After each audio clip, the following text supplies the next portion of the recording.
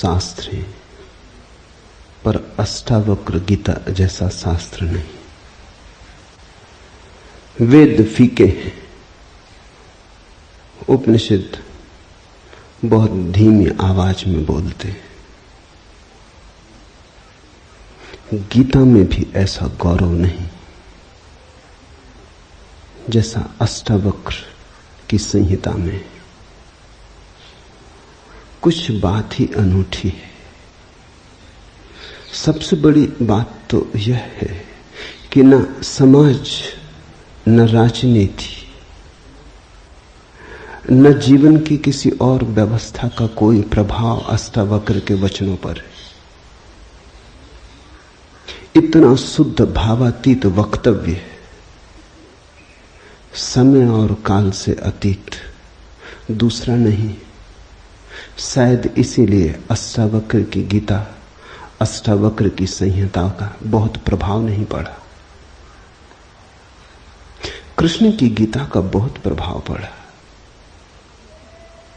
पहला कारण, कृष्ण की गीता समन्वय है। सत्य की उतनी चिंता नहीं जितनी समन्वय की चिंता है। समन्वय का आग्रह इतना गहरा है कि अगर सत्य थोड़ा खो भी जाए तो कृष्ण राजी है। कृष्ण की गीता खिचड़ी जैसी है, इसलिए सभी को भाती है, क्योंकि सभी का कुछ ना कुछ उसमें मौजूद है। ऐसा कोई संप्रदाय खोजना मुश्किल है जो गीता में अपनी वाणी न खोज ले। ऐसा कोई व्यक्ति खोजना मुश्किल है जो गीता में अपने लिए कोई सहारा न खोज ले। इन सब के लिए अष्टावक्र की गीता बड़ी कठिन होगी। अष्टावक्र समन्वयवादी नहीं, सत्यवादी है। सत्य जैसा है वैसा कहा है, बिना किसी लाग लपेट के। सुनने वाले की चिंता नहीं, सुनने वाला समझेगा नहीं समझेगा इसकी भी चिंता नहीं। सत्य का ऐसा शुद्धतम वक्तव्य न पहले कहीं हुआ, न फिर बाद में कभी हो सका। कृष्ण की गीता लोगों को प्रिय है क्योंकि अपना अर्थ निकाल लेना बहुत सुगम है। कृष्ण की गीता काव्यात्मक है। 2-2 5 भी हो सकते हैं, 2-2 3 भी हो सकते हैं। अष्टावक्र के साथ कोई खेल संभव नहीं, वहां 2-2 4 ही होते। अष्टावक्र का वक्तव्य शुद्ध गणित का वक्तव्य है। वहां काव्य को जरा भी जगह नहीं, वहां कविता के लिए जरा सी भी छूट नहीं। जैसा है वैसा कहा है, किसी तरह का समझौता नहीं। कृष्ण की गीता पढ़ो तो भक्त अपना अर्थ निकाल लेता है, क्योंकि कृष्ण ने भक्ति की भी बात की। कर्मयोगी अपना अर्थ निकाल लेता है क्योंकि कृष्ण ने कर्मयोग की भी बात की। ज्ञानी अपना अर्थ निकाल लेता है क्योंकि कृष्ण ने ज्ञान की भी बात की। कृष्ण कहीं भक्ति को सर्वश्रेष्ठ कहते हैं, कहीं ज्ञान को सर्वश्रेष्ठ कहते हैं, कहीं कर्म को सर्वश्रेष्ठ कहते हैं। कृष्ण का वक्तव्य बहुत राजनीतिक है। वो राजनेता थे, कुशल राजनेता थे। सिर्फ राजनेता थे इतना ही कहना उचित नहीं, कुटिल राजनीतिज्ञ थे, डिप्लोमेट थे। उनके वक्तव्य में बहुत सी बातों का ध्यान रखा गया, इसलिए सभी को गीता भा जाती है। इसलिए तो गीता पर हजारों टीकाएं हैं, अष्टावक्र पर कोई चिंता नहीं करता। क्योंकि अष्टावक्र के साथ राजी होना हो तो तुम्हें अपने को छोड़ना पड़ेगा। बेशर्त तुम अपने को न ले जा सकोगे, तुम पीछे रहोगे तो ही जा सकोगे। कृष्ण के साथ तुम अपने को ले जा सकते हो। कृष्ण के साथ तुम्हें बदलने की कोई भी जरूरत नहीं। कृष्ण के साथ तुम मौजू पड़ सकते हो। इसलिए सभी सांप्रदायिकों ने कृष्ण की गीता पर टीकाएं लिखी। शंकर ने, रामानुज ने, निम्बार्क ने, बल्लभ ने, सबने अपने अर्थ निकाल लिए। कृष्ण ने कुछ ऐसी बात कही है जो बहुअर्थी है, इसलिए मैं कहता हूं काव्यात्मक है। कविता में से मन चाहे अर्थ निकल सकते हैं। कृष्ण का वक्तव्य ऐसा है जैसे वर्षा में बादल गिरते, जो चाहो देख लो। कोई देखता है हाथी की सूंड, कोई चाहे गणेश जी को देख ले। किसी को कुछ भी नहीं दिखाई पड़ता, वो कहता कहां की फिजूल बातें कर रहे हो, बादल है, धुआं, इसमें कैसी आकृतियां देख रहे हो। पश्चिम में वैज्ञानिक मन के परीक्षण के लिए स्याही के धब्बे ब्लॉटिंग पेपर पर डाल देते हैं और व्यक्ति को कहते हैं देखो इसमें क्या दिखाई पड़ता है। व्यक्ति गौर से देखता है, उसे कुछ ना कुछ दिखाई पड़ता है। वहां कुछ भी नहीं, सिर्फ ब्लॉटिंग पेपर पर स्याही के धब्बे बेतरतीब फेंके गए, सोच विचार के भी फेंके नहीं गए हैं, ऐसे ही बोतल उड़ेल दी है। लेकिन देखने वाला कुछ ना कुछ खोज लेता है।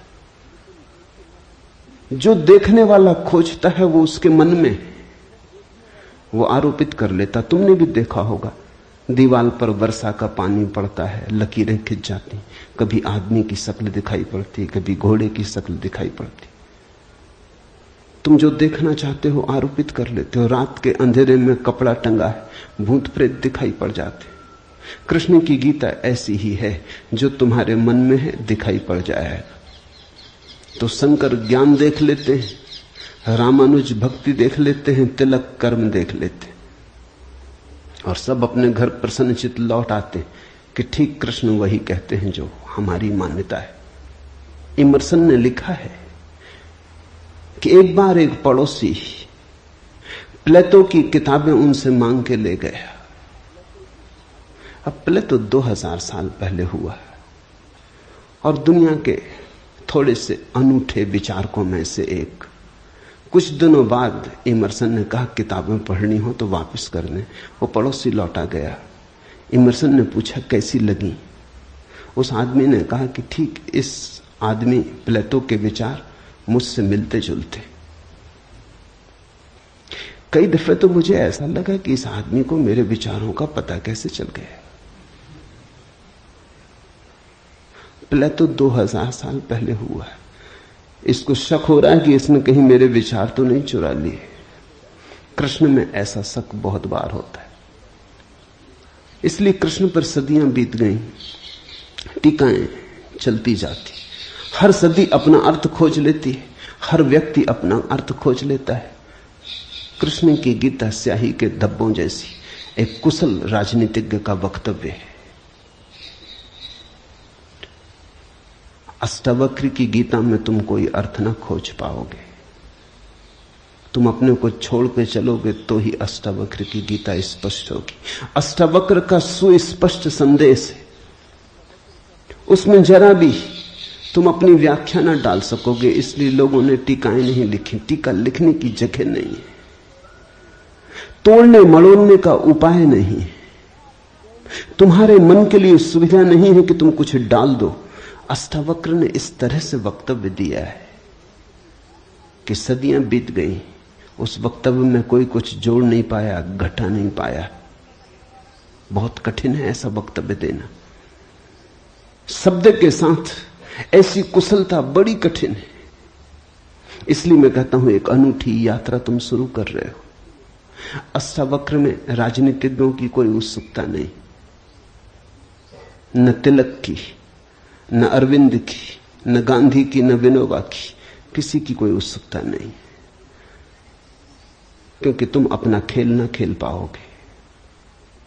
तिलक को उकसाना है देशभक्ति, उठाना है कर्म का ज्वार।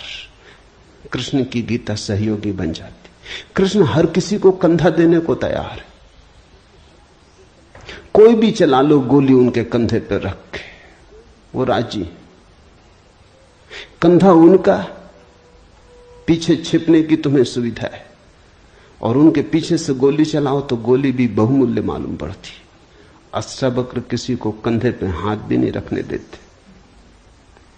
इसलिए गांधी की कोई उत्सुकता नहीं, तिलक की कोई उत्सुकता नहीं, अरविंद विनोबा को कुछ लेना देना नहीं, क्योंकि तुम कुछ थोप ना सकोगे। राजनीति की सुविधा नहीं है। अष्टावक्र राजनीतिक पुरुष नहीं। ये पहली बात ख्याल में रख लेनी जरूरी है। ऐसा सुस्पष्ट खुले आकाश जैसा वक्तव्य जिसमें बादल है ही नहीं, तुम कोई आकृति देख ना पाओगे, आकृति छोड़ोगे, सब बनोगे निराकार, अरूप के साथ जोड़ोगे संबंध, तो अष्टावक्र समझ में आएंगे। अष्टावक्र समझना चाहो तो ध्यान की गहराई में उतरना होगा। कोई व्याख्या से काम होने वाला नहीं। और ध्यान के लिए भी अष्टावक्र नहीं कहते कि तुम बैठ के राम राम जपो। अष्टावक्र कहते हैं तुम कुछ भी करो वो ध्यान ना होगा। करता जहां है वहां ध्यान कैसा? जब तक करना है तब तक भ्रांति है, जब तक करने वाला मौजूद है तब तक अहंकार मौजूद है। अष्टावक्र कहते हैं साक्षी हो जाना है ध्यान। जहां करता छूट जाता तुम सिर्फ देखने वाले रह जाते। दृष्टा मात्र, दृष्टा मात्र हो जाने में ही दर्शन है, दृष्टा मात्र हो जाने में ही ध्यान है, दृष्टा मात्र हो जाने में ही ज्ञान है।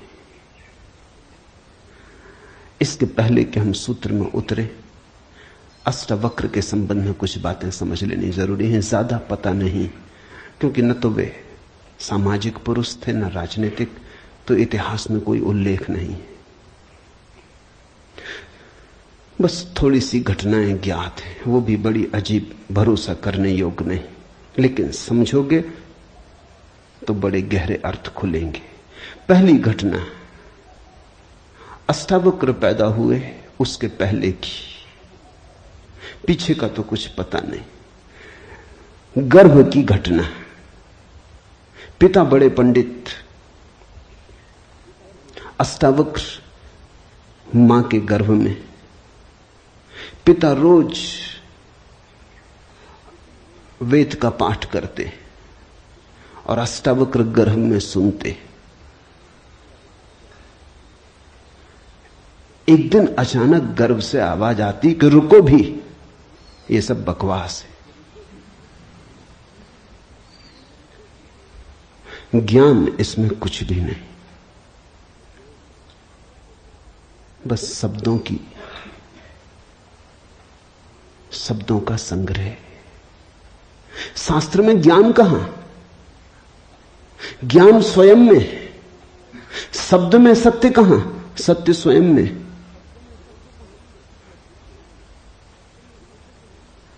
पिता स्वभावतः नाराज हुए। एक तो पिता, फिर पंडित, और गर्भ में छिपा हुआ बेटा इस तरह की बात कहे, अभी पैदा भी नहीं हुआ। क्रोध में आ गए, आग बबूला हो गए। पिता का अहंकार चोट खा गया। फिर पंडित का अहंकार, बड़े पंडित थे, बड़े विवादी थे, शास्त्रार्थी थे। क्रोध में अभिशाप दे दिया कि जब पैदा होगा तो 8 अंगों से टेढ़ा होगा, इसलिए नाम अष्टावक्र। 8 जगह से कुबड़े पैदा हुए, 8 जगह से ऊंट की भांति इर्छे तिरछे। पिता ने क्रोध में शरीर को विक्षत कर दिया। ऐसी और भी कथाएं हैं। कहते हैं बुद्ध जब पैदा हुए तो खड़े खड़े पैदा हुए। मां खड़ी थी वृक्ष के तले, खड़े खड़े मां खड़ी थी, खड़े खड़े पैदा हुए। जमीन पर गिरे नहीं कि चले, 7 कदम चले। 8वें कदम पर रुककर 4 आर्य सत्यों की घोषणा की कि जीवन दुख है। अभी 7 कदम ही चले हैं पृथ्वी पर कि जीवन दुख है, कि दुख से मुक्त होने की संभावना है, कि दुख मुक्ति का उपाय है, कि दुख मुक्ति की अवस्था है, निर्वाण की अवस्था है। लाओत्सु के संबंध में कथा है कि लाओत्सु बूढ़े पैदा हुए, 80 वर्ष के पैदा हुए, 80 वर्ष तक गर्भ में ही रहे। कुछ करने की चाह ही न थी तो गर्भ से निकलने की चाह भी न हुई,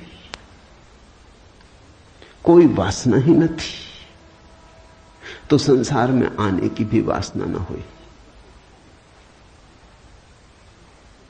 जब पैदा हुए तो सफेद बाल थे, 80 वर्ष के बूढ़े थे।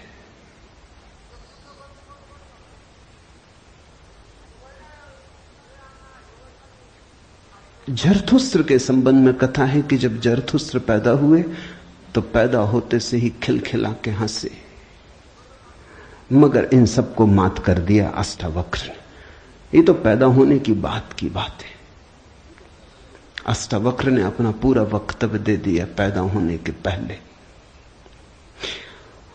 ये कथाएं महत्वपूर्ण हैं। इन कथाओं में इन व्यक्तियों के जीवन की सारी सार संपदा है, निचोड़ है। बुद्ध ने जो जीवन भर में कहा उसका निचोड़। बुद्ध ने अष्टांगिक मार्ग का उपदेश दिया तो 7 कदम चले, 8वें पर रुक गए। 8 अंग हैं कुल। पहुंचने की अंतिम अवस्था है सम्यक समाधि। उस समाधि की अवस्था में ही पता चलता है जीवन के पूरे सत्य का। वो 4 आर्य सत्यों की घोषणा करती। लाओत्सु बूढ़ा पैदा हुआ। लोगों को 80 साल लगते हैं, तब भी ऐसी समझ नहीं आ पाती। बूढ़े होकर भी लोग बुद्धिमान कहां हो पाते। बूढ़ा होना और बुद्धिमान होना पर्यायवाची तो नहीं। बाल तो धूप में भी पकाए जा सकते हैं। लाओत्सु की कथा इतना ही कहती है कि अगर जीवन में त्वरा हो, तीव्रता हो, तो जो 80 साल में घटता है वो एक क्षण में घट सकता है। प्रज्ञा की तीव्रता हो तो एक क्षण में घट सकता है। बुद्धि मलिन हो तो 80 साल में भी कहां घटता है। जरथुस्त्र जन्म के साथ ही हंसे। जरथुस्त्र का धर्म अकेला धर्म है दुनिया में जिसको हंसता हुआ धर्म कह सकते। अति पार्थिव पृथ्वी का धर्म है। इसलिए तो पारसी दूसरे धार्मिकों को धार्मिक नहीं मालूम होते, नाचते गाते प्रसन्न। जरथुस्त्र का धर्म हंसता हुआ धर्म है, जीवन के स्वीकार का धर्म है, निषेध नहीं है, त्याग नहीं है। तुमने कोई पारसी साधु देखा? नंग धड़ंग खड़ा हो जाए, छोड़ दे, धूप में खड़ा हो जाए, धूनी रमा के बैठ जाए? नहीं, पारसी धर्म में जीवन को सताने, कष्ट देने की कोई व्यवस्था नहीं। जरथुस्त्र का सारा संदेश यही है कि जब हंसते हुए परमात्मा को पाया जा सकता है तो रोते हुए क्यों पाना। जब नाचते हुए पहुंच सकते हैं उस मंदिर तक तो नाहक कांटे क्यों बोने। जब फूलों के साथ जाना हो सकता है तो ये दुखवाद क्यों। इसलिए ठीक है, प्रतीक ठीक है कि जरथुस्त्र पैदा होते हंसे। इन कथाओं में इतिहास मत खोजना, ऐसा हुआ है ऐसा नहीं है, लेकिन इन कथाओं में एक बड़ा गहरा अर्थ है। तुम्हारे पास एक बीज पड़ा है। जब तुम बीज को देखते हो तो इससे पैदा होने वाले फूल की कोई भी तो खबर नहीं मिलती। ये क्या हो सकता है इसकी भनक भी तो नहीं आती। ये कमल बनेगा, खिलेगा, जल में रहेगा और जल से अछूता रहेगा, सूरज की किरणों पर नाचेगा और सूरज भी ईर्ष्यालु होगा इसके सौंदर्य से, इसकी कोमलता से, इसके अपूर्व गरिमा, इसके प्रसाद से, इसकी सुगंध आकाश में उड़ेगी। ये बीज को देखकर तो पता भी नहीं चलता। बीज को तो देख के इसकी कोई कल्पना भी नहीं कर सकता, अनुमान भी नहीं कर सकता, लेकिन एक दिन यह घटता है।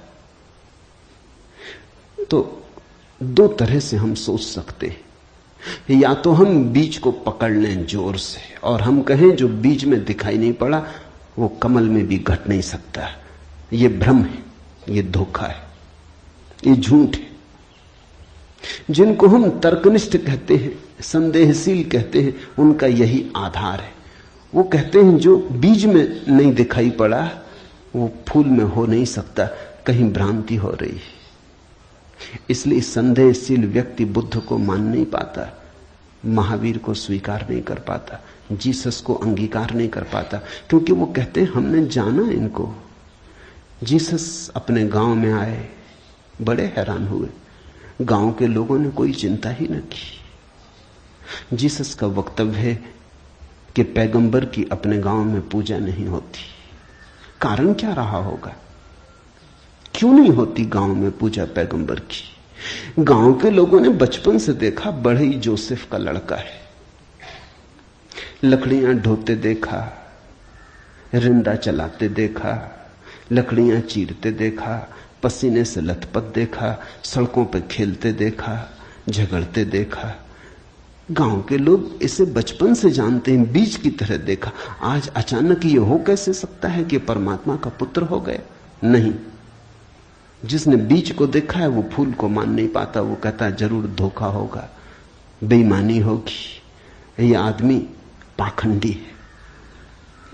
बुद्ध अपने घर वापस लौटे तो पिता, सारी दुनिया को जो दिखाई पड़ रहा था वो पिता को दिखाई नहीं पड़ा।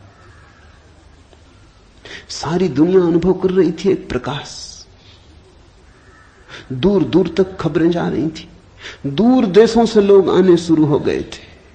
लेकिन जब वापस बुद्ध घर आए 12 साल बाद, तो पिता ने कहा मैं तुझे अभी भी क्षमा कर सकता हूं, यद्यपि तूने काम तो बुरा किया है, सताया तो तूने हमें, अपराध तो तूने किया, लेकिन मेरे पास पिता का हृदय, मैं माफ कर दूंगा, द्वार तेरे लिए खुले, मगर फेंक ये भिक्षा का पात्र, हटा ये भिक्षु का वेश, ये सब नहीं चलेगा। तो वापस लौटा, ये राज्य तेरा है, मैं बूढ़ा हो गया, इसको कौन संभालेगा? हो गया बचपना बहुत, अब बंद करो ये सब खेल। बुद्ध ने कहा कृपा कर मुझे देखें तो, जो गया था वो वापस नहीं आया है, ये कोई और ही आया है। जो आपके घर पैदा हुआ था वही वापस नहीं आया है, ये कोई और ही आया है, बीज फूल होके आया है। गौर से तो देखो। पिता ने कहा तू मुझे सिखाने चला है, पहले दिन से जब तू पैदा हुआ था तब से तुझे जानता हूं। किसी और को धोखा देना, किसी और को समझा लेना, भ्रम में डाल देना, मुझे तू भ्रम में न डाल पाएगा। मैं फिर कहता हूं, मैं तुझे भली भांति जानता हूं, मुझे कुछ सिखाने को चेष्टा मत कर, क्षमा करने को मैं राजी हूं। बुद्ध ने कहा आप और मुझे जानते हैं, मैं तो स्वयं को भी नहीं जानता था, अभी अभी किरणें उतरी हैं और स्वयं को जाना। क्षमा करे, लेकिन यह मुझे कहना ही पड़ेगा कि जिसको आपने देखा वो मैं नहीं हूं, और जहां तक आपने देखा वो मैं नहीं हूं। बाहर बाहर आपने देखा, भीतर आपने कहां देखा? मैं आपसे पैदा हुआ हूं, लेकिन आपने मुझे निर्मित नहीं किया। मैं आपसे आया हूं जैसे एक रास्ते से कोई राहगीर आता है, लेकिन रास्ता और राहगीर का क्या लेना देना? कल रास्ता कहने लगे कि मैं तुझे पहचानता हूं, तू मेरे हिस्से तो होकर आया। ऐसे ही आप कह रहे हैं आपके पहले भी मैं था, जन्मों जन्मों से मेरी यात्रा चल रही, आपसे गुजरा जरूर, ऐसा मैं औरों से भी गुजरा हूं, और भी मेरे पिता थे, और भी मेरी माताएं थी, लेकिन मेरा होना बड़ा अलग थलग है, कठिन है, बहुत अति कठिन है। अगर बीज देखा तो फूल पर भरोसा नहीं आता। एक तो ढंग है अश्रद्धालु का, तर्कवादी का, संदेहशील का, कि वो कहता है बीज को हम पहचानते हैं तो फूल हो नहीं सकता, हम कीचड़ को जानते हैं, उस कीचड़ से कमल हो कैसे सकता है। सब गलत, सपना होगा, भ्रांति होगी, किसी मोहजाल में पड़ गए होगे, किसी ने धोखा दे दिया, कोई जादू, कोई तिलिस्म। एक तो ये रास्ता है। एक रास्ता है श्रद्धालु का, प्रेमी का, भक्त का, सहानुभूति से भरे हृदय का। वो फूल को देखता है और फूल से पीछे की तरफ यात्रा करता है। वो कहता है जब फूल में ऐसा सुगंध हुई, जब फूल में ऐसी विभा प्रकट हुई, जब फूल में ऐसी प्रतिभा, जब फूल में ऐसा कुंवारापन दिखा, तो जरूर बीज में भी रहा होगा। क्योंकि जो फूल में हुआ है वो बीज में न हो तो हो ही नहीं सकता। ये सारी कथाएं घटी हैं ऐसा नहीं। जिन्होंने अष्टावक्र के फूल को देखा उनको ये ख्याल में आया कि जो आज हुआ है वो कल भी रहा होगा। छिपा था, अवगुंठित था, पर्दे में पड़ा था। जो आज है, अंत में है, वो प्रथम भी रहा होगा। जो मृत्यु के क्षण में दिखाई पड़ रहा है वो जन्म के क्षण में भी मौजूद रहा होगा, अन्यथा पैदा कैसे होता। तो एक तो ढंग है फूल से पीछे की तरफ देखना और एक है बीज से आगे की तरफ देखना। गौर से देखो तो दोनों में सारसूत्र एक ही है, दोनों की आधार भित्ति एक ही है, लेकिन कितना जमीन आसमान का अंतर हो जाता है। जो बीज वाला है वो भी ये कह रहा है कि जो बीज में नहीं है वो फूल में कैसे हो सकता है, ये उसका तर्क है। फूल वाला भी यही कह रहा है, वो कह रहा है जो फूल में है वो बीज में भी होना ही चाहिए। दोनों का तर्क तो एक है, लेकिन दोनों के देखने के ढंग अलग है। बड़ी अड़चन। मुझसे कोई पूछता था कि आपके साथ बचपन में बहुत लोग पढ़े होंगे, स्कूल में, कॉलेज में, वे दिखाई नहीं पड़ते। वे कैसे दिखाई पड़ सकते? उनको बड़ी अड़चन है, वो भरोसा नहीं कर सकते, अति कठिन है उन्हें। कल ही मेरे पास रायपुर से किसी ने एक अखबार भेजा, श्री हरशंकर परसाई ने एक लेख मेरे खिलाफ लिखा है। वो मुझे जानते हैं, कॉलेज के दिनों से जानते हैं, हिंदी के मूर्धन्य व्यंग लेखक हैं। मेरे मन में उनकी कृतियों का आदर है। लेख में उन्होंने लिखा है कि जबलपुर की हवा में कुछ खराबी है, यहां धोखेबाज और धूर्ती पैदा होते, जैसे रजनीश, महेश योगी, मुंदड़ा, 3 नाम उन्होंने गिनाए। धन्यवाद उनका, कम से कम मेरा नाम नंबर 1 तो गिनाया। इतनी याद तो रखी, एकदम बिसार नहीं दिया, बिल्कुल भूल गए हो ऐसा नहीं। लेकिन अड़चन स्वाभाविक है, सीधी साफ है, मैं उनकी बात समझ सकता हूं। ये असंभव है बीज को देखा तो फूल में भरोसा। फिर जिन्होंने फूल को देखा उन्हें बीज में भरोसा मुश्किल हो जाता है। तो सभी महापुरुषों की जीवन कथाएं 2 ढंग से लिखी जाती हैं। जो उनके विपरीत हैं वो बचपन से यात्रा शुरू करते हैं, जो उनके पक्ष में है वो अंत से यात्रा शुरू करते हैं और बचपन की तरफ जाते हैं। दोनों एक अर्थ में सही है, लेकिन जो बचपन से यात्रा करके अंत की तरफ जाते हैं वो वंचित रह जाते हैं। उनका सही होना उनके लिए आत्मघाती है। जो अंत से यात्रा करते हैं और पीछे की तरफ जाते हैं वो धन्यभागी हैं, क्योंकि बहुत कुछ उन्हें अनायास मिल जाता है जो कि पहले तर्कवादियों को नहीं मिल पाता। अब न केवल मैं गलत मालूम होता हूं, मेरे कारण जबलपुर तक की हवा उनको गलत मालूम होती। कुछ भूल हवा पानी में होनी चाहिए। यदि मैं उनको कहना चाहूंगा जबलपुर को कोई हक नहीं है मेरे संबंध में हवा पानी को अच्छा या खराब तय करने का। जबलपुर से मेरा कोई बहुत नाता नहीं है, थोड़े दिन वहां था, महेश योगी भी थोड़े दिन वहां थे, उनका भी कोई नाता नहीं। हम दोनों का नाता किसी और जगह से है। उस जगह के लोग इतने सोए हैं कि उन्हें अभी खबर ही नहीं। महेश योगी और मेरा जन्म पास ही पास हुआ, दोनों गाडरवाड़ा के आसपास पैदा हुए। उनका जन्म चिचली में हुआ, मेरा जन्म कुचवाड़े में हुआ। अगर हवा पानी खराब है तो वहां का होगा। इसका दुख गाडरवाड़ा को होना चाहिए, कभी होगा, या सुख। जबलपुर को इसमें बीच में आना नहीं चाहिए। लेकिन मन कैसे तर्क रचता है। अब जो अष्टावक्र की कथा को देखेगा वो सुनते से ही कह देगा गलत, असंभव।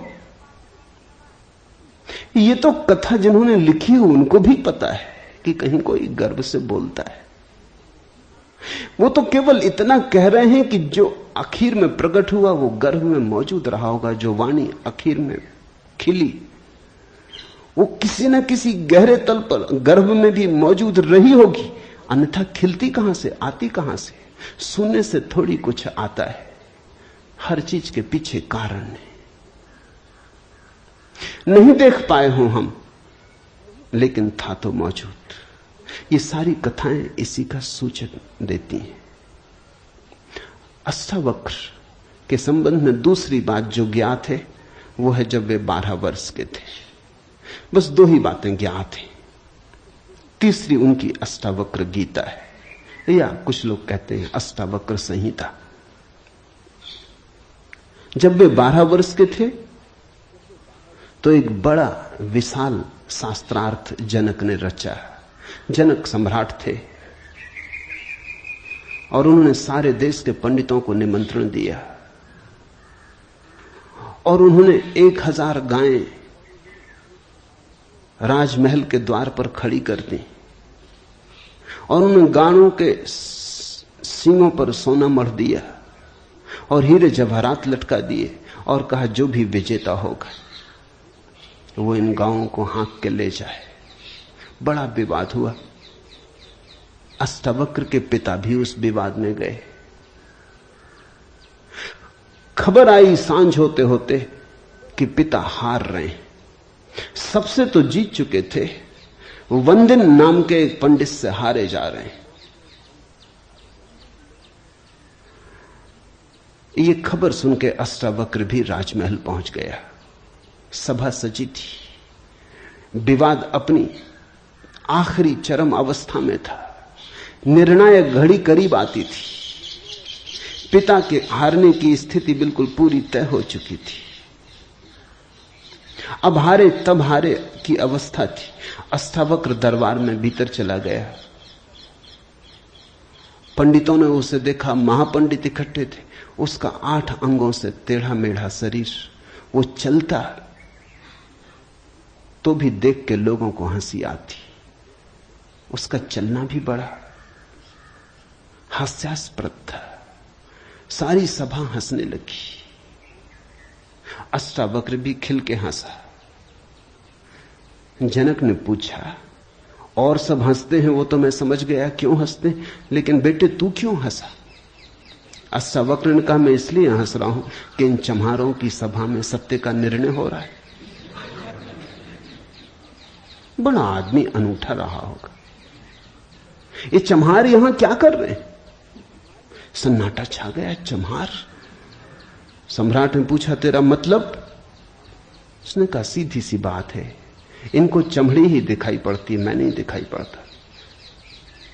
मुझसे सीधा साधा आदमी खोजना मुश्किल है, वो तो इनको दिखाई ही नहीं पड़ता। इनको आड़ा टेढ़ा शरीर दिखाई पड़ता है। ये चम्हार है, ये चमड़ी के पारखी। राजन, मंदिर के टेढ़े होने से कहीं आकाश टेढ़ा होता है?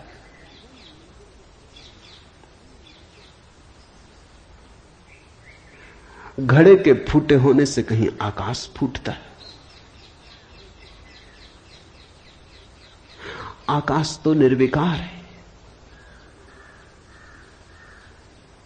मेरा शरीर टेढ़ा मेढ़ा है, लेकिन मैं तो नहीं।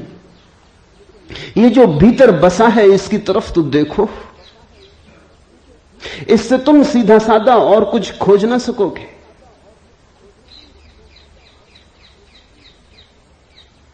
ये बड़ी चौंकाने वाली घोषणा थी। सन्नाटा छा गया होगा। जनक प्रभावित हुआ, झटका खाया। निश्चित ही कहां चम्हारों की भीड़ इकट्ठी करके बैठा है। खुद पे भी पश्चाताप हुआ, अपराध लगा कि मैं भी हंसा। उस दिन तो कुछ न कहते बना, लेकिन दूसरे दिन सुबह जब सम्राट घूमने निकला था तो राह पर अष्टावक्र दिखाई पड़ा। उतरा, घोड़े से पैरों में गिर पड़ा। सबके सामने तो हिम्मत न जुटा पाया। एक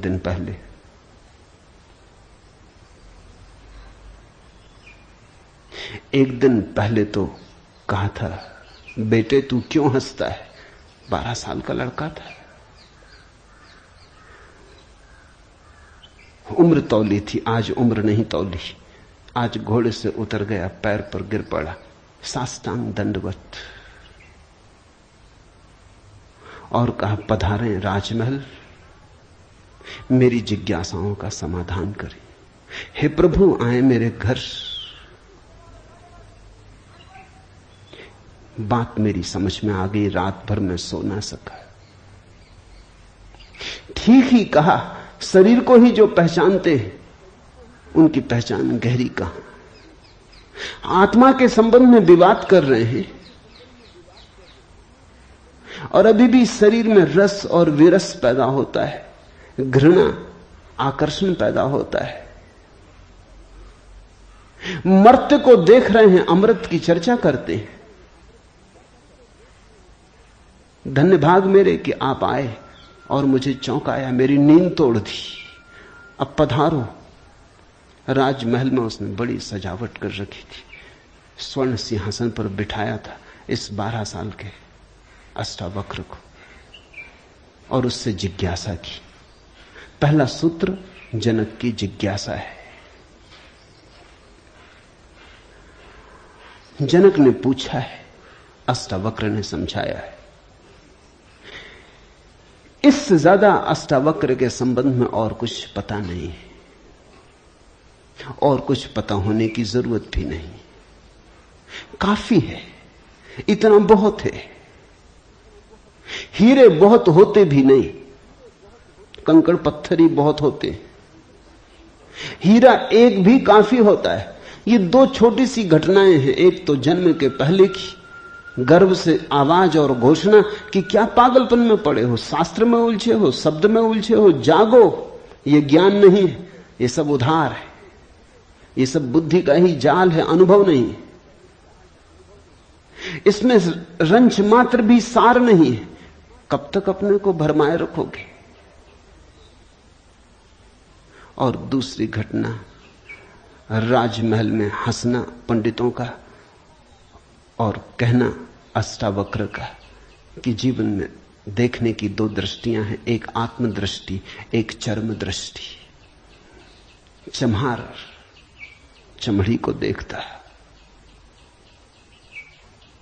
प्रज्ञावान आत्मा को देखता है। तुमने गौर किया? चम्हार तुम्हारे चेहरे की तरफ देखते नहीं, वो जूते को ही देखता। असल में चम्हार जूते को देख के सब पहचान लेता तुम्हारे संबंध में कि आर्थिक हालत कैसी है, सफलता मिल रही कि विफलता मिल रही, भाग्य कैसा चल रहा, वो सब जूते में लिखा है। जूते की सिलवटें कह देती, जूते की दशा कह देती। जूते में तुम्हारी आत्मकथा लिखी, चम्हार पढ़ लेता। जूते में चमक, जूते का ताजा और नया होना, चम्हार तुमसे प्रसन्नता से मिलता है। जूता ही उसके लिए तुम्हारी आत्मा का सबूत है। दर्जी कपड़े देखता है, तुम्हारा कोट कपड़ा देख के समझ लेता हालत कैसी। सबकी अपनी बंधी हुई दृष्टियां हैं। सिर्फ आत्मवान ही आत्मा को देखता है, उसकी कोई दृष्टि नहीं है, उसके पास दर्शन है। एक छोटी घटना और जो अष्टावक्र के जीवन से संबंधित नहीं, रामकृष्ण और विवेकानंद के जीवन से संबंधित है, लेकिन अष्टावक्र से उसका जोड़ है। फिर हम सूत्रों में प्रवेश करें। विवेकानंद रामकृष्ण के पास आए तब उनका नाम नरेंद्रनाथ था। विवेकानंद तो बाद में रामकृष्ण ने उनको पुकारा। जब आए रामकृष्ण के पास तो अति विवादी थे, नास्तिक थे, तर्कवादी थे, हर चीज के लिए प्रमाण चाहते थे। कुछ चीजें हैं जिनके लिए कोई प्रमाण नहीं, मजबूरी है। परमात्मा के लिए कोई प्रमाण नहीं है और प्रमाण नहीं। प्रेम के लिए कोई प्रमाण नहीं है और प्रमाण नहीं। सौंदर्य के लिए कोई प्रमाण नहीं है और प्रमाण नहीं है। अगर मैं कहूं देखो ये खजूरेना के वृक्ष कैसे सुंदर, और तुम कहो हमें तो कोई सौंदर्य दिखाई नहीं पड़ता, वृक्ष जैसे वृक्ष, सिद्ध करें मुश्किल हो जाएगी। कैसे सिद्ध करें कि सुंदर है? सुंदर होने के लिए सौंदर्य की परख चाहिए और तो कोई उपाय नहीं। आंख चाहिए और तो कोई उपाय नहीं। कहते हैं मजनू ने कहा कि लैला को जानना हो तो मजनू की आंख चाहिए। ठीक कहा। लैला को देखने का और कोई उपाय ही नहीं।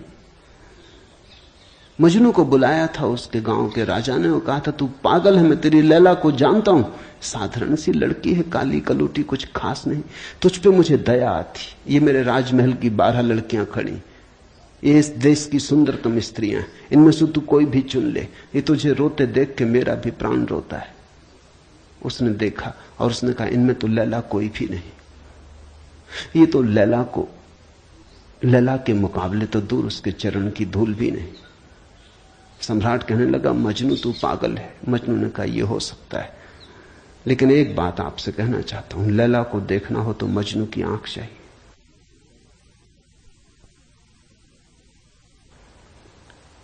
ठीक कहा मजनू ने। अगर वृक्षों के सौंदर्य को देखना हो तो कला की आंख चाहिए और कोई प्रमाण नहीं। अगर किसी के प्रेम को पहचानना हो तो प्रेमी का हृदय चाहिए और कोई प्रमाण नहीं।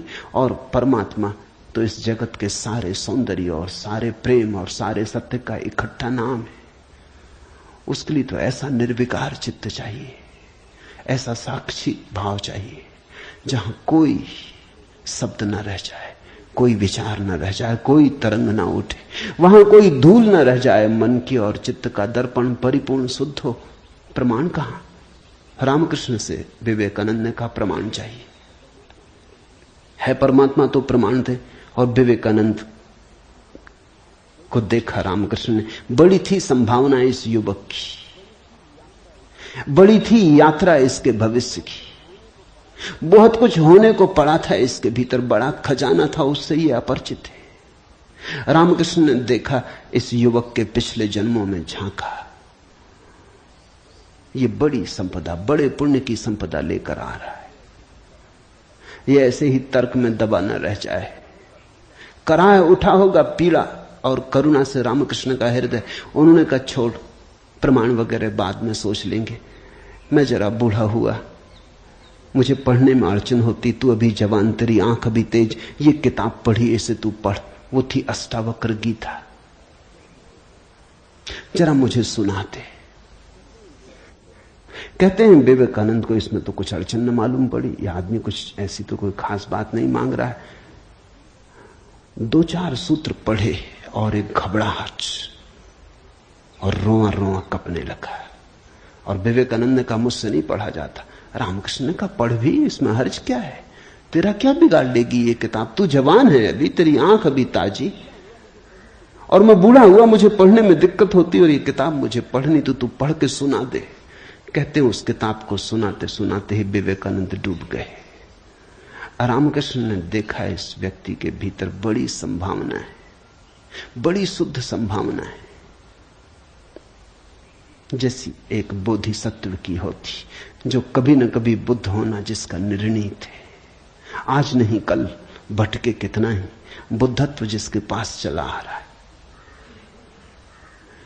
क्यों अष्टावक्र की गीता रामकृष्ण ने कही कि तू पढ़ के मुझे सुना दे, क्योंकि इससे ज्यादा शुद्धतम वक्तव्य और कोई नहीं। ये शब्द भी अगर तुम्हारे भीतर पहुंच जाएं तो तुम्हारी सोई हुई आत्मा को जगाने लगेंगे। ये शब्द तुम्हें तरंगायित करेंगे, ये शब्द तुम्हें आह्लादित करेंगे, ये शब्द तुम्हें झकझोरेंगे। इन शब्दों के साथ क्रांति घटित हो सकती।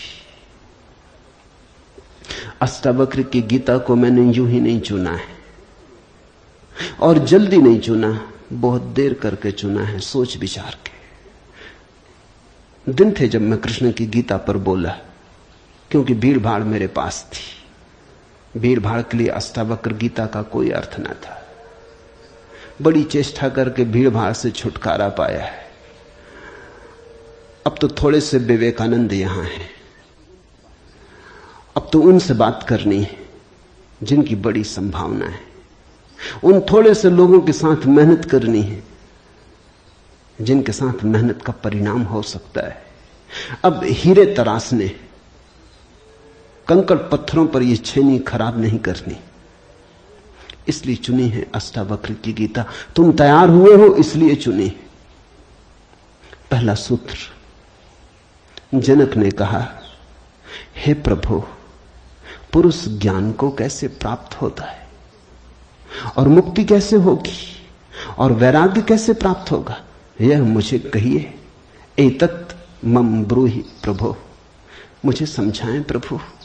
12 साल के लड़के से सम्राट जनक का कहना, हे प्रभु भगवान मुझे समझाएं। एतत् मम ब्रूहि, मुझे ना समझ को कुछ समझ दें, मुझे अज्ञानी को जगाएं। 3 प्रश्न पूछे हैं। कथम ज्ञानम, कैसे होगा ज्ञान? साधारणता तो हम सोचेंगे कि यह भी कोई पूछने की बात है, किताबों में भरा पड़ा है। जनक भी जानता था किताबों में भरा पड़ा है वो ज्ञान नहीं, वो केवल ज्ञान की धूल है, राख है। ज्ञान की ज्योति जब जलती है तो पीछे राख छूट जाती, राख इकट्ठी होती चली जाती, शास्त्र बन जाती। वेद राख है।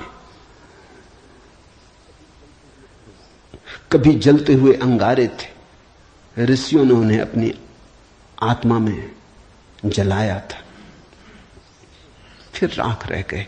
फिर राख संयोजित की जाती, संग्रहित की जाती, सुव्यवस्थित की जाती। जैसे जब आदमी मर जाता है तो हम उसकी राख इकट्ठी कर लेते हैं, उसको फूल कहते हैं। बड़े मजेदार लोग हैं जिंदगी में जिसको फूल नहीं कहा। उसकी हड्डी वड्डियां इकट्ठी कर लाते हैं, कहते फूल संजोला है, फिर संभाल कर रखते, मंजूसा बनाते। जिसको जिंदगी में कभी फूल का आदर नहीं दिया, जिसको जिंदगी में कभी फूल की तरह देखा नहीं, जब मर जाता है आदमी पागल है, तब उसकी हड्डी को, राख को फूल कहते। ऐसे ही जब कोई बुद्ध जीवित होता है तब तुम सुनते नहीं।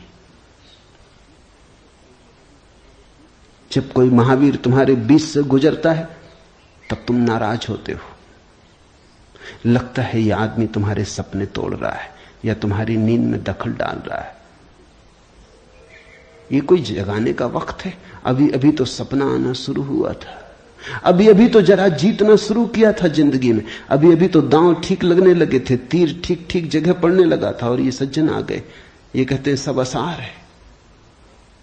अभी अभी तो चुनाव जीते थे, पद पे पहुंचने का रास्ता बना था, और ये महापुरुष आ गए। ये कहते हैं ये सब सपना है, इसमें कुछ सार नहीं, मौत आएगी सब छीन लेगी। और छोड़ो भी, जब मौत आएगी तब देखेंगे, बीच में तो इस तरह की बातें मत उठाओ।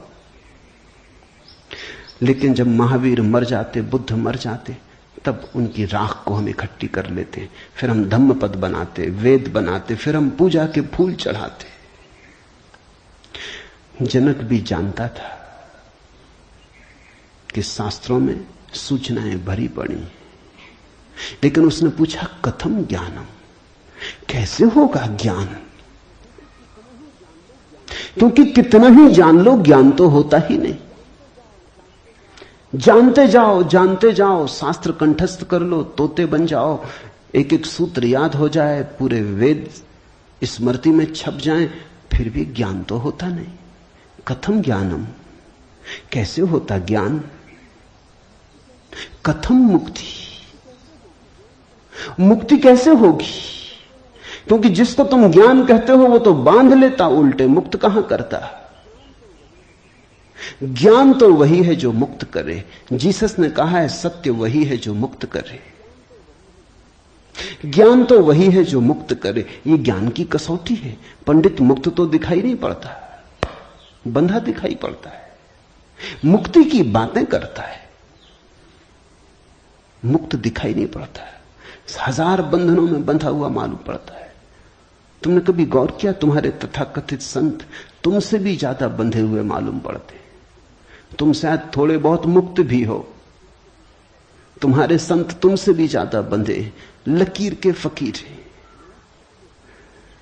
न उठ सकते स्वतंत्रता से, न बैठ सकते स्वतंत्रता से, न जी सकते स्वतंत्रता से। कुछ दिनों पहले कुछ जैन साध्वियों की मेरे पास खबर आई कि वो मिलना चाहती, मगर श्रावक आने नहीं देते। ये भी बड़े मजे की बात है। साधु का अर्थ होता है जिसने फिक्र छोड़ी समाज की, जो चल पड़ा अरण्य की यात्रा पर, जिसने कहा अब न तुम्हारे आदर की मुझे जरूरत है, न सम्मान की। लेकिन साधु साध्वी कहते हैं श्रावक आने नहीं देते।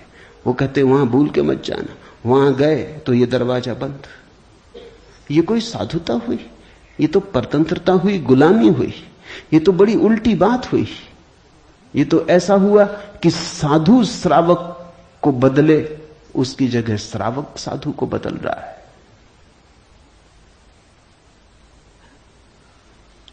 एक मित्र ने आके मुझे कहा, एक जैन साध्वी आपकी किताबें पढ़ती लेकिन चोरी से,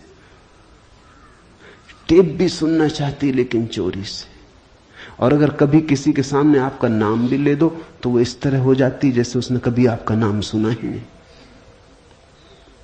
ये मुक्ति हुई। जनक ने पूछा कथम मुक्ति, कैसे होती मुक्ति, क्या है मुक्ति? उस ज्ञान को मुझे समझाएं जो मुक्त कर देता है। स्वतंत्रता मनुष्य की सबसे महत्वपूर्ण आकांक्षा है। सब पालो, लेकिन गुलामी अगर रही तो छिदती है। सब मिल जाए, स्वतंत्रता ना मिले तो कुछ भी नहीं मिला। मनुष्य चाहता है खुला आकाश, कोई सीमा ना हो। वो मनुष्य की अंतरतम निगूढ़तम आकांक्षा है, जहां कोई सीमा ना हो, कोई बाधा ना हो। इसी को परमात्मा होने की आकांक्षा कहो, मोक्ष की आकांक्षा कहो। हमने ठीक शब्द चुना है, मोक्ष। दुनिया की किसी भाषा में ऐसा प्यारा शब्द नहीं। स्वर्ग, फिरदौस, इस तरह के शब्द हैं, लेकिन उन शब्दों में मोक्ष की कोई धुन नहीं है। मोक्ष का संगीत ही अनूठा है। उसका अर्थ ही केवल इतना है, ऐसी परम स्वतंत्रता जिस पर कोई बाधा नहीं है। स्वतंत्रता इतनी शुद्ध कि जिस पे कोई सीमा नहीं। पूछा जनक ने कैसे होगी मुक्ति और कैसे होगा वैराग्य? हे प्रभु मुझे समझाकर कहिए। अष्टावक्र ने गौर से देखा होगा जनक की तरफ, क्योंकि गुरु के लिए वही पहला काम है कि जब कोई जिज्ञासा करे तो वो गौर से देखे जिज्ञासा किस स्रोत से आती, पूछने वाले ने क्यों पूछा है। उत्तर तो तभी सार्थक हो सकता है जब प्रश्न क्यों किया गया है वो समझ में आ जाए, वो साफ हो जाए। ध्यान रखना, सद्ज्ञान को उपलब्ध व्यक्ति, सद्गुरु तुम्हारे प्रश्न का उत्तर नहीं देता, तुम्हें उत्तर देता है।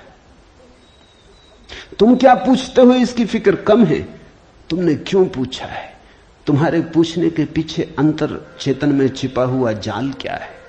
तुम्हारे प्रश्नों की आड़ में वस्तुतः कौन सी आकांक्षा छिपी है?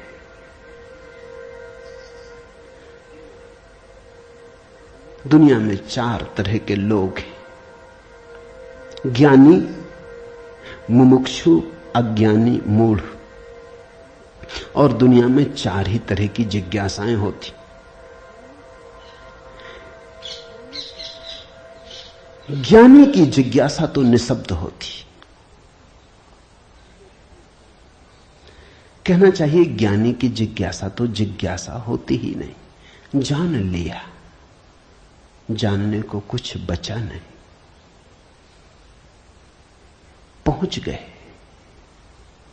चित्त निर्मल हुआ, शांत हुआ, घर लौट आए, विश्राम में आ गए। तो ज्ञानी की जिज्ञासा तो जिज्ञासा जैसी होती ही नहीं। इसका यह अर्थ नहीं कि ज्ञानी सीखने को तैयार नहीं होता। ज्ञानी तो सरल छोटे बच्चे की भांति हो जाता है, सदा तत्पर सीखने को। जितना ज्यादा तुम सीख लेते हो उतनी ही सीखने की तत्परता बढ़ जाती। जितने तुम सरल और निष्कपट होते चले जाते हो उतने ही सीखने के लिए तुम खुल जाते हो। आए हवाएं तुम्हारे द्वार खुले पाती, आए सूरज तुम्हारे द्वार पर दस्तक नहीं देनी पड़ती, आए परमात्मा तुम्हें सदा तत्पर पाता है। ज्ञानी ज्ञान को संग्रहित नहीं करता, ज्ञानी सिर्फ ज्ञान की क्षमता को उपलब्ध होता है। इस बात को ठीक से समझ लेना, क्योंकि पीछे यह काम पड़ेगी। ज्ञानी का केवल इतना ही अर्थ है कि जो जानने के लिए बिल्कुल खुला है, जिसका कोई पक्षपात नहीं, जानने के लिए जिसके पास कोई पर्दा नहीं, जिसके पास जानने के लिए कोई पूर्व नियोजित योजना ढांचा नहीं। ज्ञानी का अर्थ है ध्यानी, जो ध्यानपूर्ण है। तो देखा होगा अष्टावक्र ने गौर से जनक में झांक के, ये व्यक्ति ज्ञानी तो नहीं, ये ध्यान को तो उपलब्ध नहीं हुआ है, अन्यथा इसकी जिज्ञासा मौन होती, उसमें शब्द ना होते। बुद्ध के जीवन में उल्लेख है, एक फकीर मिलने आया, एक साधु मिलने आया, एक परिव्राजक घुमक्कड़। उसने आके बुद्ध से कहा, पूछने योग्य शब्द मेरे पास नहीं, क्या पूछना चाहता हूं उसे शब्दों में बांधने की मेरे पास कोई कुशलता नहीं।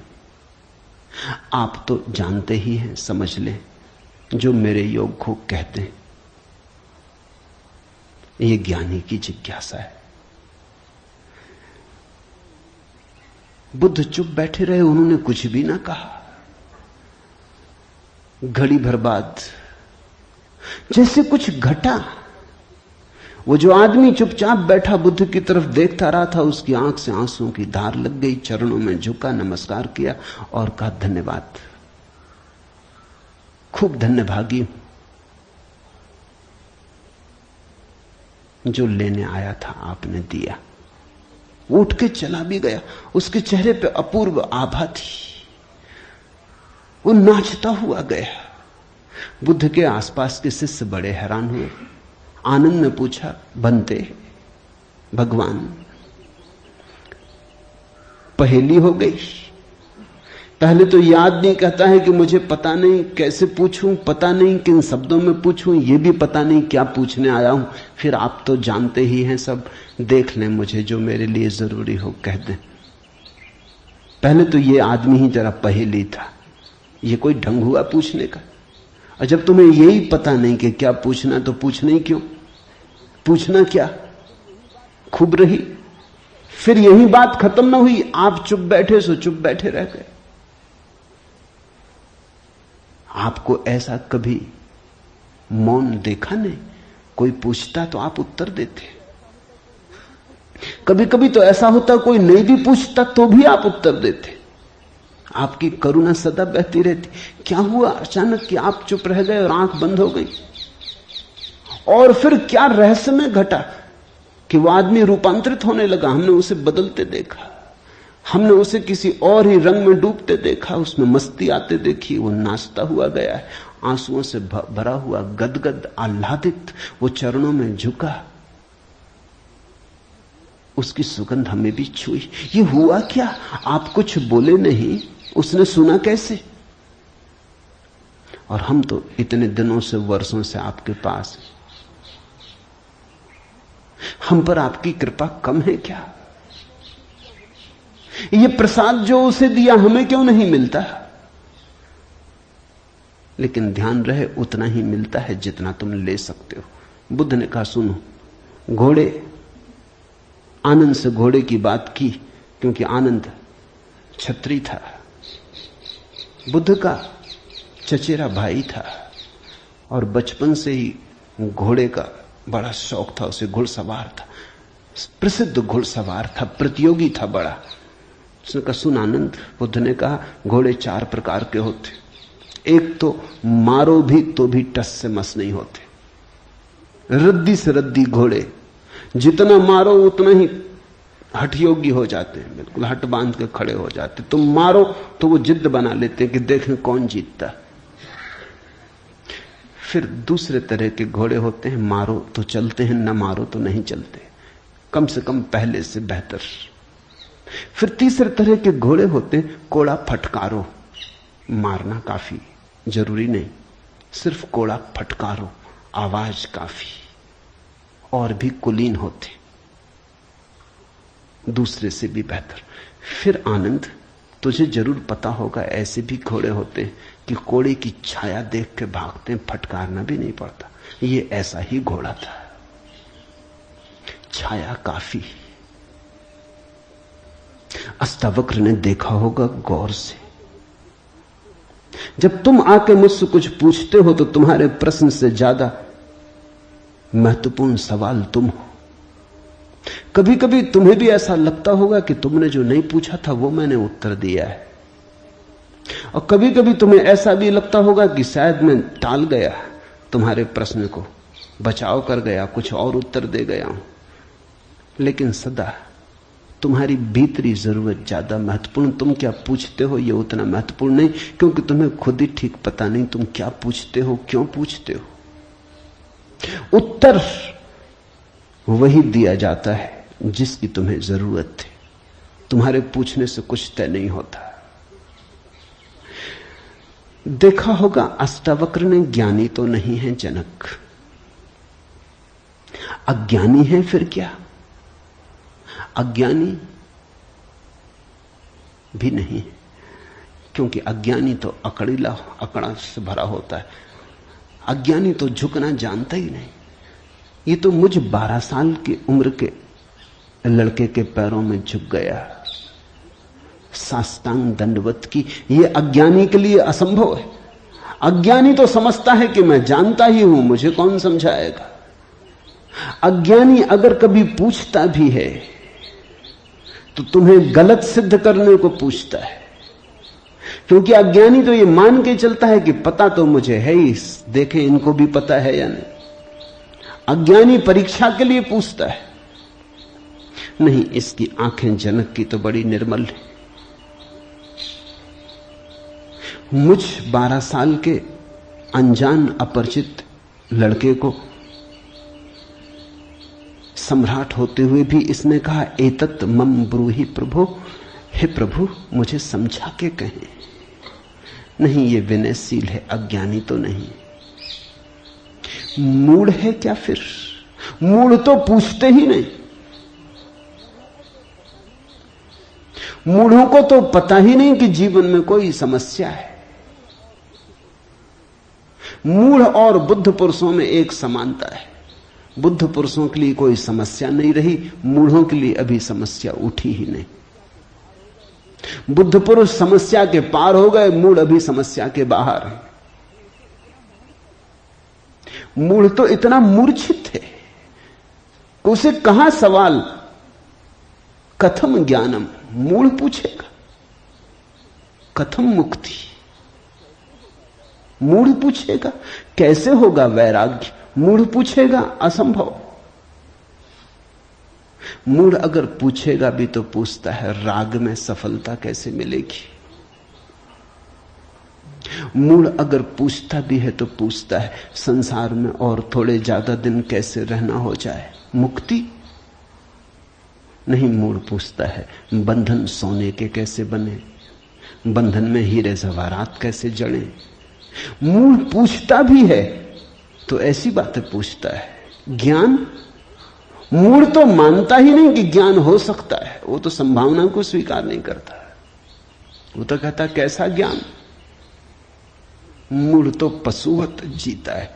नहीं, ये जनक मूढ़ भी नहीं है, मुमुक्षु है। मुमुक्षु शब्द समझना जरूरी है। मोक्ष की आकांक्षा, मुमुक्षा। अभी मोक्ष के पास नहीं पहुंचा, ज्ञानी नहीं है। मोक्ष के प्रति पीठ करके नहीं खड़ा, मूढ़ नहीं है। मोक्ष के संबंध में कोई धारणाएं पकड़ के नहीं बैठा, अज्ञानी भी नहीं है, मुमुक्षु है। मुमुक्षु का अर्थ है सरल है इसकी जिज्ञासा। न मूढ़ता से अपवित्र हो रही है, न अज्ञानपूर्ण धारणाओं से विकृत हो रही है। शुद्ध है इसकी जिज्ञासा, सरल चित्त से पूछा है। अष्टावक्र ने कहा, हे प्रिय, यदि तू मुक्ति को चाहता है तो विषयों को विष के समान छोड़ दे और क्षमा, आर्जव, दया, संतोष और सत्य को अमृत के समान सेवन कर। मुक्ति मिच्छसि चेतात विषयान विस्वत्यज। शब्द विषय बड़ा बहुमूल्य है, वो विष से ही बना है। विष का अर्थ होता है जिसे खाने से आदमी मर जाए। विषय का अर्थ होता है जिसे खाने से हम बार बार मरते। बार बार भोग, बार बार भोजन, बार बार महत्वाकांक्षा, ईर्ष्या, क्रोध, जलन, बार बार इन्हीं को खा खा के तो हम मरे। बार बार इन्हीं के कारण तो मरे। अब तक हमने जीवन में जीवन कहां जाना, मरने को ही जाना है। अब तक हमारा जीवन, जीवन की प्रज्वलित ज्योति कहां, मृत्यु का ही धुआं है। जन्म से लेकर मृत्यु तक हम मरते ही तो हैं, धीरे धीरे जीते कहां। रोज रोज मरते। जिसको हम जीवन कहते हैं वो एक सतत मरने की प्रक्रिया है। अभी हमें जीवन का तो पता ही नहीं, तो हम जिएंगे कैसे। ये शरीर तो रोज क्षीण होता चला जाता है, ये बल तो रोज खोता चला जाता है, ये भोग और विषय तो रोज हमें चूसते चले जाते, जरा जीर्ण करते चले जाते। ये विषय और कामनाएं तो छेदों की तरह, इनसे हमारी ऊर्जा और आत्मा रोज बहती चली जाती। आखिर में घड़ा खाली हो जाता, उसको हम मृत्यु कहते। तुमने कभी देखा, अगर छिद्र वाले घड़े को कुएं में डालो तो जब तक घड़ा पानी में डूबा होता है भरा मालूम पड़ता है। उठाओ पानी के ऊपर, खींचो रस्सी, बस खाली होना शुरू हुआ। जोर का शोरगुल होता है, उसी को तुम जीवन कहते हो। जलधारें गिरने लगती, उसी को तुम जीवन कहते हो। और घड़ा जैसे जैसे पास आता है, हाथ के खाली होता चला जाता। जब हाथ में आता है तो खाली घड़ा, जल की एक बूंद भी नहीं। ऐसा ही हमारा जीवन है। बच्चा पैदा नहीं हुआ, भरा मालूम होता है। पैदा हुआ कि खाली होना शुरू हुआ। जन्म का पहला दिन मृत्यु का पहला दिन है, खाली होने लगा। एक दिन मरा, 2 दिन मरा, 3 दिन मरा। जिनको तुम जन्मदिन कहते हो, अच्छा हो मृत्यु दिन कहो तो ज्यादा सत्यतर होगा। 1 साल मर जाते हो, उसको कहते हो चलो एक जन्मदिन आ गया। 50 साल मर गए, कहते हो 50 साल जी लिए, स्वर्ण जयंती मनाए। 50 साल मरे, मौत करीब आ रही, जीवन दूर जा रहा है। घड़ा खाली हो रहा है। जो दूर जा रहा है उसके आधार पर तुम जीवन को सोचते हो, या जो पास आ रहा है उसके आधार पर? यह कैसा उल्टा गणित। हम रोज मर रहे हैं, मौत करीब सरकती आती। अष्टावक्र कहते हैं विषय हैं विषवत, क्योंकि उन्हें खा खा के हम सिर्फ मरते हैं, उनसे कभी जीवन तो मिलता नहीं। यदि तू मुक्ति चाहता है हे तात, हे प्रिय, तो विषयों को विष के समान छोड़ दे और क्षमा, आर्जव, दया, संतोष और सत्य को अमृत के समान सेवन कर। अमृत का अर्थ होता है जिससे जीवन मिले, जिससे अमृतत्व मिले, जिससे उसका पता चले जो फिर कभी नहीं मरेगा। तो क्षमा, क्रोध विष है, क्षमा अमृत है, आर्जव, कुटिलता विष है, सीधा सरलपन आर्जव अमृत है, दया,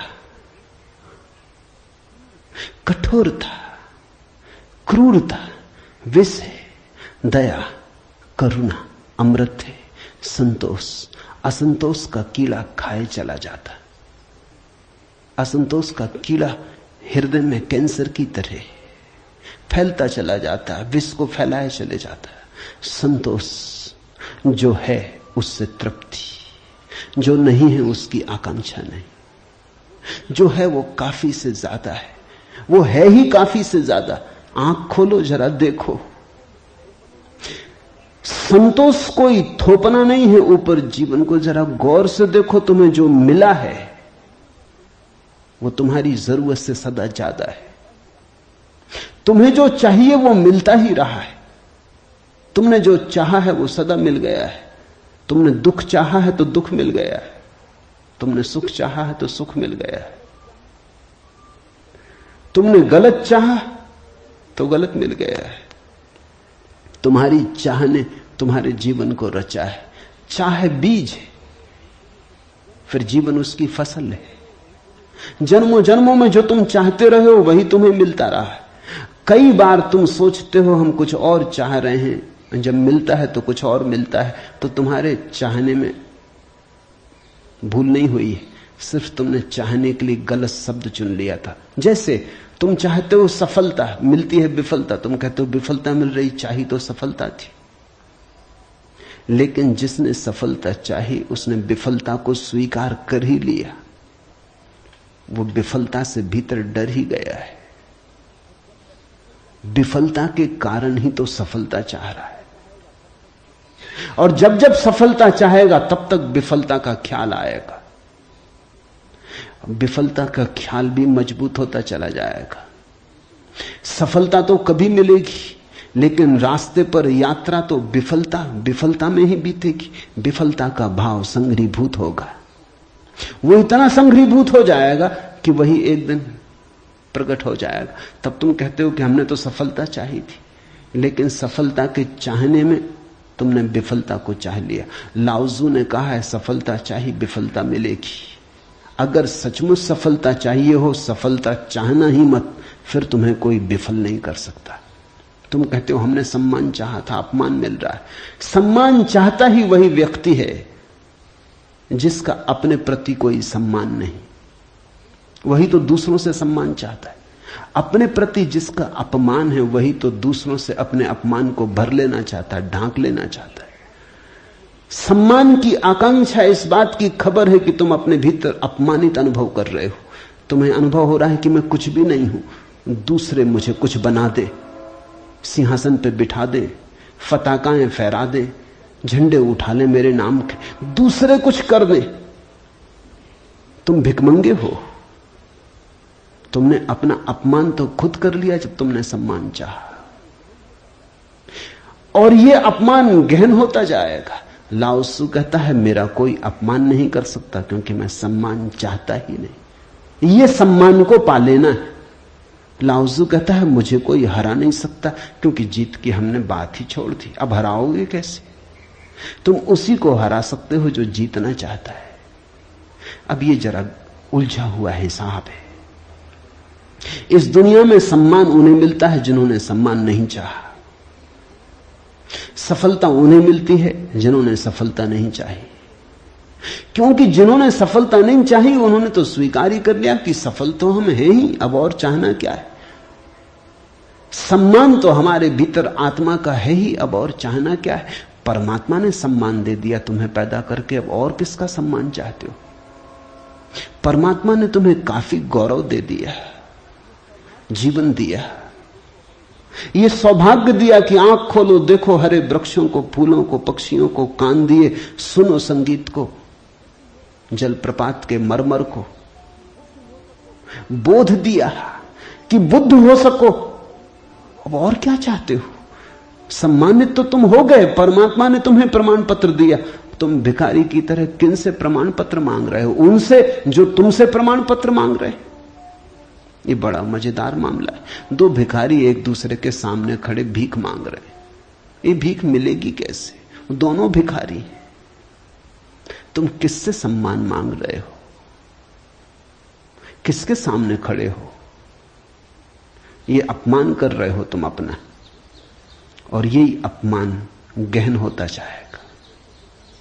संतोष का अर्थ होता है देखो जो तुम्हारे पास है, देखो जरा आंख खोल के जो तुम्हें मिला ही है। ये अष्टावक्र की बड़ी बहुमूल्य कुंजी है, ये धीरे धीरे तुम्हें साफ होगी। अष्टावक्र की दृष्टि बड़ी क्रांतिकारी है, बड़ी अनूठी, जड़ मूल से क्रांति की है। संतोष और सत्य को अमृत के समान सेवन कर, क्योंकि असत्य के साथ जो जिएगा वो असत्य होता चला जाएगा।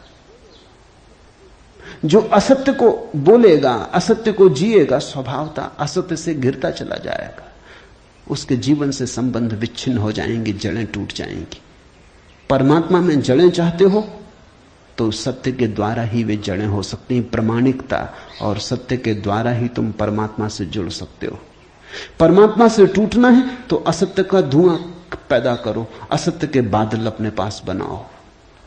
जितने तुम असत्य होते चले जाओगे उतने परमात्मा से दूर होते चले जाओगे।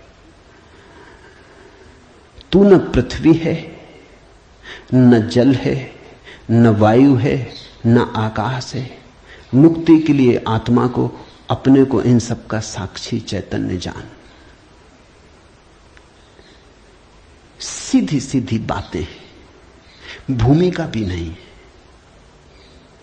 अभी दो वचन नहीं बोले अष्टावक्र ने कि ध्यान आ गया, कि समाधि की बात आ गई। जानने वाले के पास समाधि के अतिरिक्त और कुछ जताने को है भी नहीं। वो दो वचन भी बोले, क्योंकि एकदम से अगर समाधि की बात होगी तो शायद तुम चौंक ही जाओगे, समझ ही ना पाओगे। मगर दो वचन और सीधी समाधि की बात आ गई। अष्टावक्र 7 कदम भी नहीं चलते, बुद्ध तो 7 कदम चले, 8वें कदम पे समाधि। अष्टावक्र तो पहला कदम ही समाधि का उठाते। तू न पृथ्वी है, न जल, न वायु, न आकाश। ऐसी प्रतीति में अपने को थिर कर। मुक्ति के लिए आत्मा को, अपने को, इन सब का साक्षी चैतन्य जान। साक्षी सूत्र है, इससे महत्वपूर्ण सूत्र और कोई भी नहीं। देखने वाले बनो, जो हो रहा है उसे होने दो, उसमें बाधा डालने की जरूरत नहीं। ये देह तो जल है, मिट्टी है, अग्नि है, आकाश है।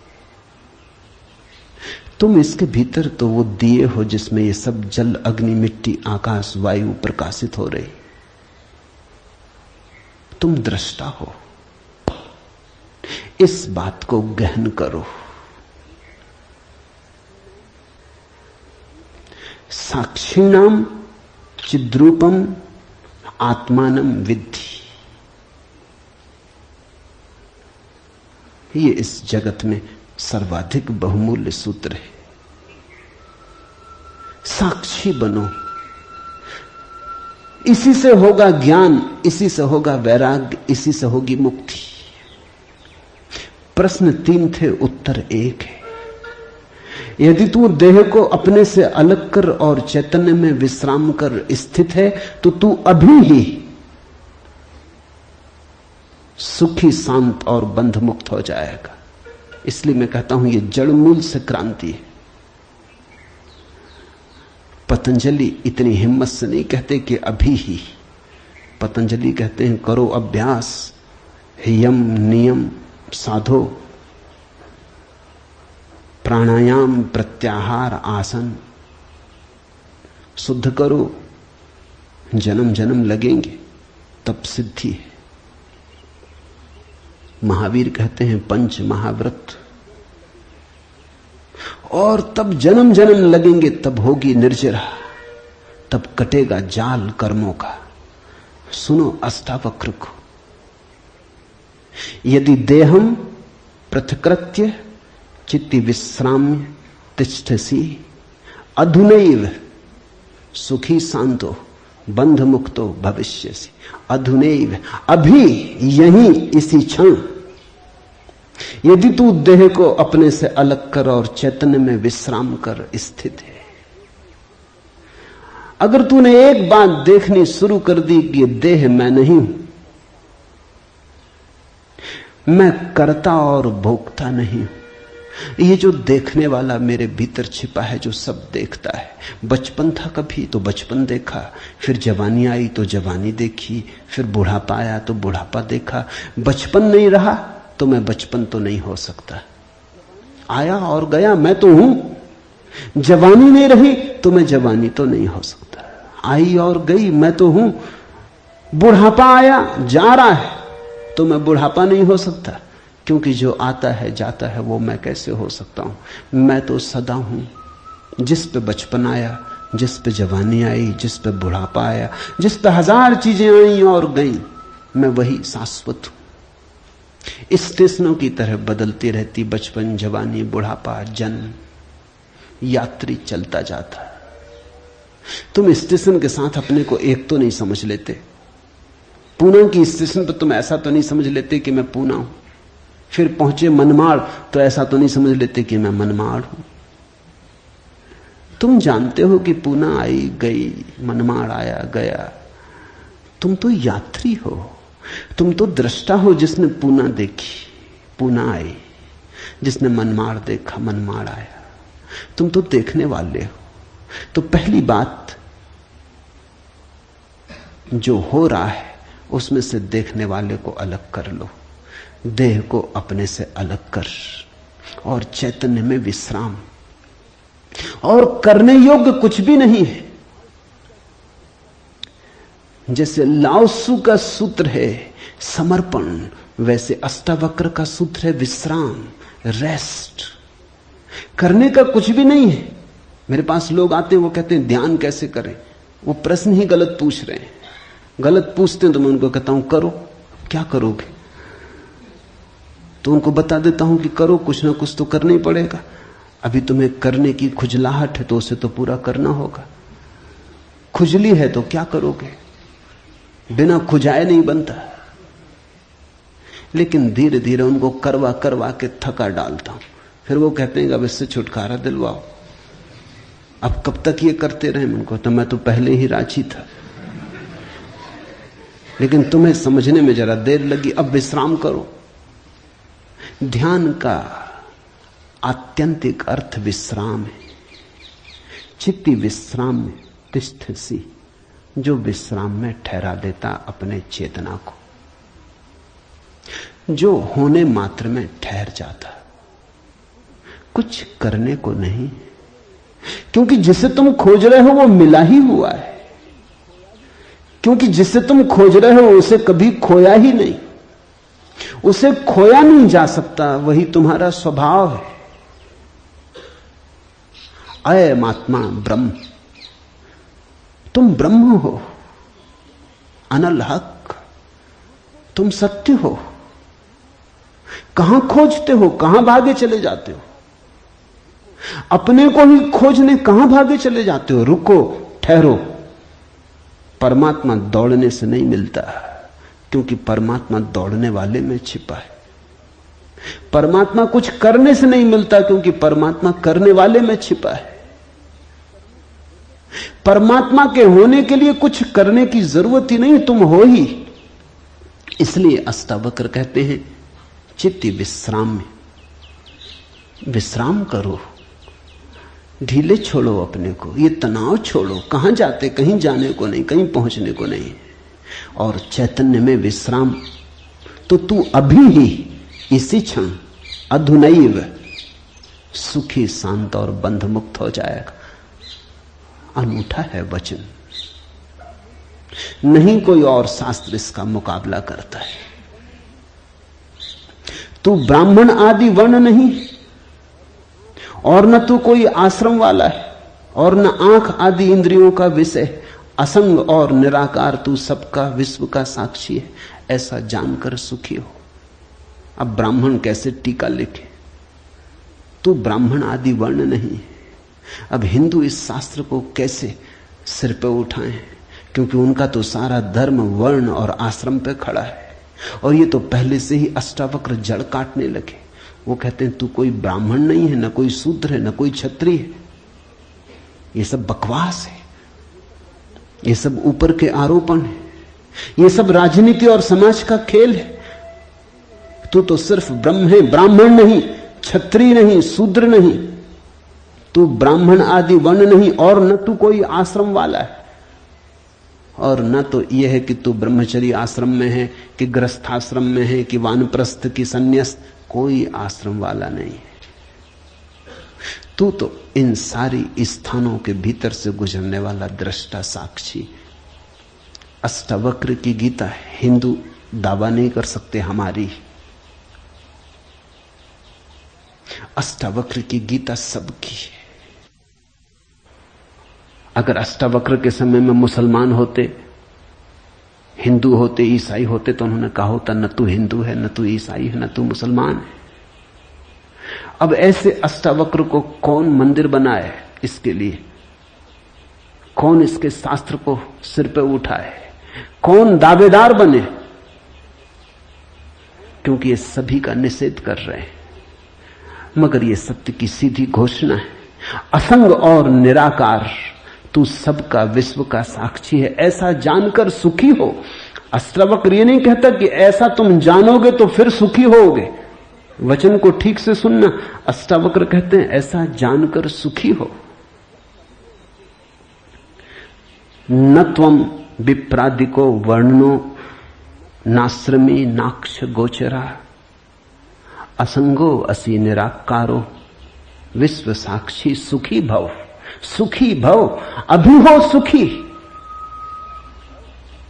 जनक पूछते हैं कैसे सुख होगा, कैसे बंधन मुक्ति होगी, कैसे ज्ञान होगा? अष्टावक्र कहता है अभी हो सकता, क्षण मात्र की भी देर करने की कोई जरूरत नहीं है।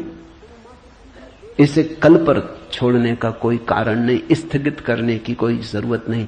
ये घटना भविष्य में नहीं घटती, या तो घटती है अभी या कभी नहीं घटती। जब घटती है तब अभी घटती है, क्योंकि अभी के अतिरिक्त कोई समय ही नहीं है। भविष्य कहां है? जब आता है तब अभी की तरह आता है। तो जो भी ज्ञान को उत्पन्न हुए हैं अभी उत्पन्न हुए। कभी पर मत छोड़ना, वो मन की चालाकी है।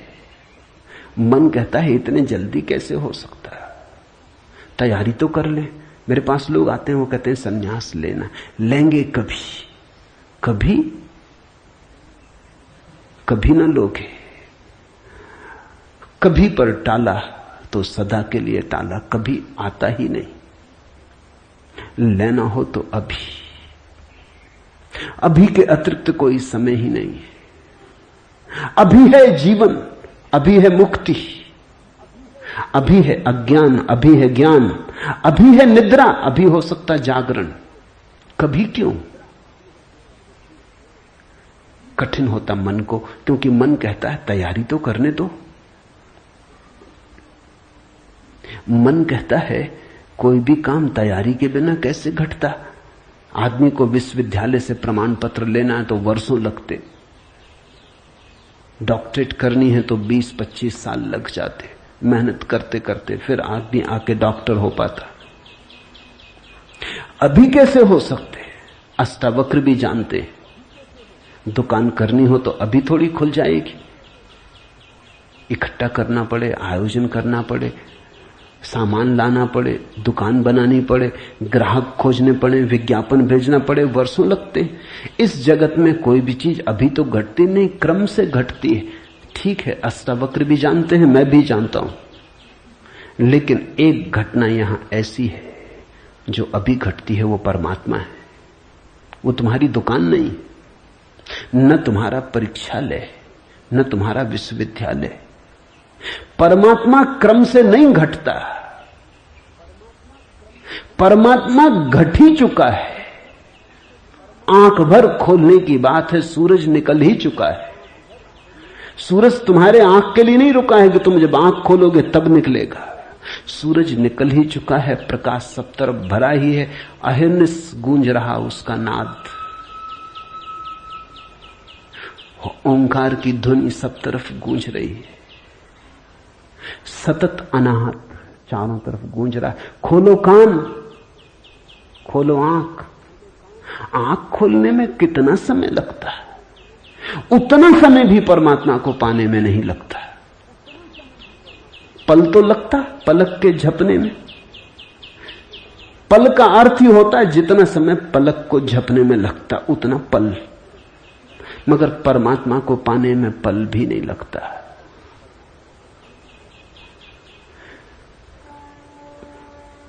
विश्व साक्षी असंगो वसी निराकारो सुखी भव, अभी हो सुखी। उधार नहीं है अष्टावक्र का धर्म, नगद, कैश।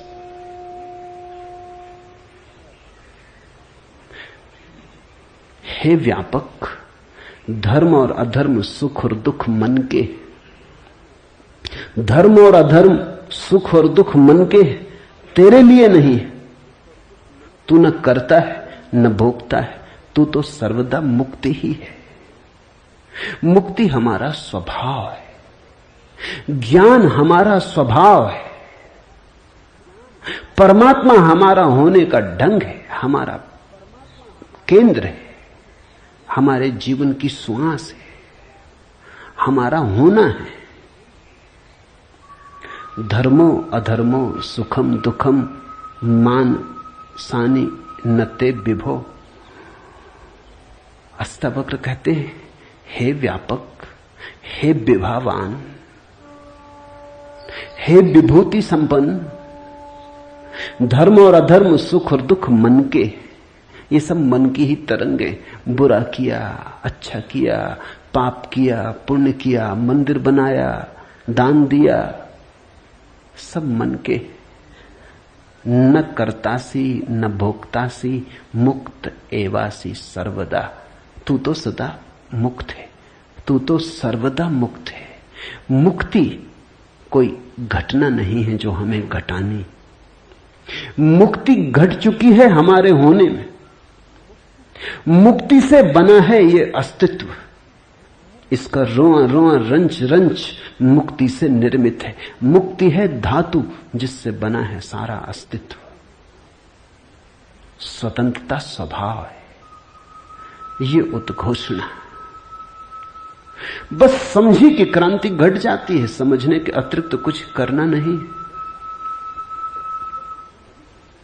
ये बात ख्याल में उतर जाए, तुम सुन लो इसे मन भर के बस। तो आज इतना ही कहना चाहूंगा। अष्टावक्र को समझने की चेष्टा भर करना। अष्टावक्र में करने का कोई इंतजाम नहीं है, इसलिए तुम ये मत सोचना कि अब कोई तरकीब निकलेगी जो हम करेंगे। अष्टावक्र कुछ करने को कहते ही नहीं, तुम विश्राम से सुन लो, करने को कुछ होने वाला ही नहीं है। इसलिए तुम कॉपी वगैरह नोटबुक लेके मत आना कि लिख लेंगे, कुछ आएगा सूत्र तो नोट कर लेंगे, करके देख लेंगे। करने का यहां कुछ काम ही नहीं है। इसलिए तुम भविष्य की फिक्र छोड़ के सुनना, तुम सिर्फ सुन लेना, तुम सिर्फ मेरे पास बैठ के शांत भाव से सुन लेना, विश्राम में सुन लेना। सुनते सुनते तुम मुक्त हो जा सकते हो। इसलिए महावीर ने कहा है कि श्रावक मुक्त हो सकता है सिर्फ सुनते सुनते। श्रावक का अर्थ होता है जो सुनते सुनते मुक्त हो जाए। साधु का तो अर्थ ही इतना है कि जो सुन सुन के मुक्त ना हो सका, थोड़ा कमजोर बुद्धि का है, कुछ करना पड़ा। सिर्फ कोड़े की छाया काफी न थी, घोड़ा जरा कुजात है,